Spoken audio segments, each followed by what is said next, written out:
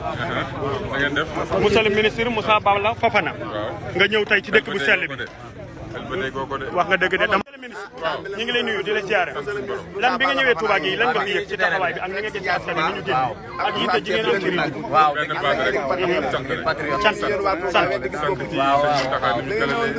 sant ci kaddu sëñ Bass sant ci mobilisation bi sant ci communauté bi ni ñu taxawee population yeeg transporteur yeeg chef de quartier yeeg ñëpp a jóg. kon maanaam par exemple sant nga waa dëkk bi sant Serigne bu mag bi borom basiratul xal bi borom xol bu leer bi yàlla suñu borom def barke projet bi ni ngeen ko songee ak dëkk bi li ci waa Touba daj ak li ngeen ci am ak li ngeen ci gis yëg ngeen ni bu ngeen ci continuer kenn jege askan wi suñu borom mën naa dogal lu ngeen di wut ndab lay doon mais defet du ci am ndax bëgg-bëgg moo am ñoom ma bëgg ngeen gën a jege Sénégalais yi gën a taxaw ci seen wet di xam seen jàngoro di xam seen i jafe-jafe su boobaa lënd du am te kumpa du am Wolof Njaay nee na béy la mu def ba am sikkim su góorgóorloo tuuti war caa mën a dëkk